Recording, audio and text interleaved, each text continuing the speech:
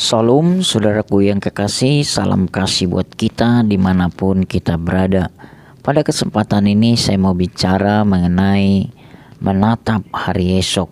Pembacaan kita ada di dalam Amsal 27 dan Amsal pasal 23. Di sana dikatakan, janganlah memuji diri karena hari esok, karena engkau tidak tahu apa yang akan terjadi hari itu. Terjemahan lain dikatakan, jangan menyombongkan diri atas rencana-rencanamu untuk hari esok. Hari esok engkau tidak tahu apa yang akan terjadi. Di dalam Amsal 23 dikatakan, karena masa depan sungguh ada dan harapanmu tidak akan hilang. Nah, saudara yang dikasihi oleh Tuhan, berbicara mengenai hari esok dari pihak manusia merindukan ada kepastian, saudara-saudara.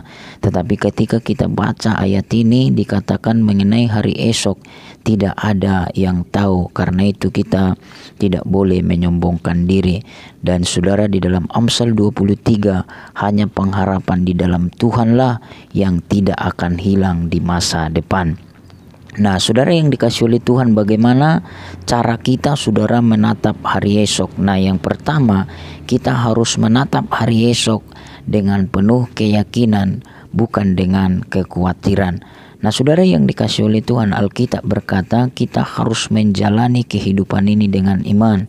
Kita harus bertindak dengan iman dan melihat masa depan dan hari esok, saudara-saudara, dengan iman. Ketika kita melihat dengan iman, itu menyadarkan kita bahwa Tuhan selalu ada bersama dengan kita.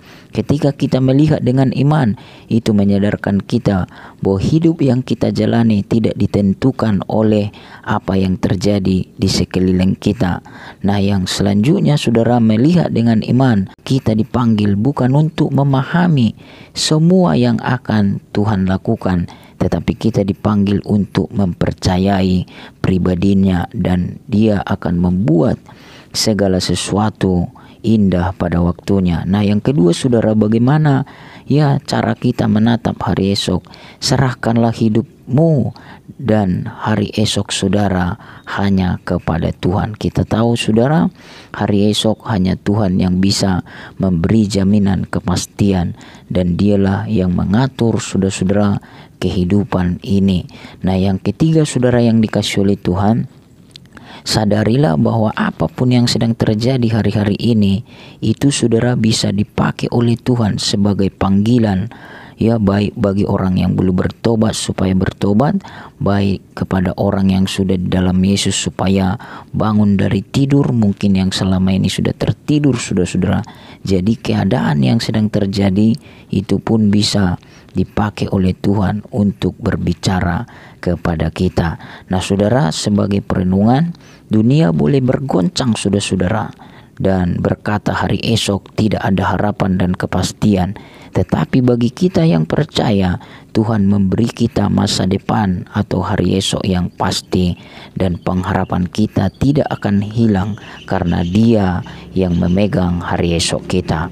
Tuhan Yesus memberkati, dan tetap semangat menatap hari esok. Haleluya.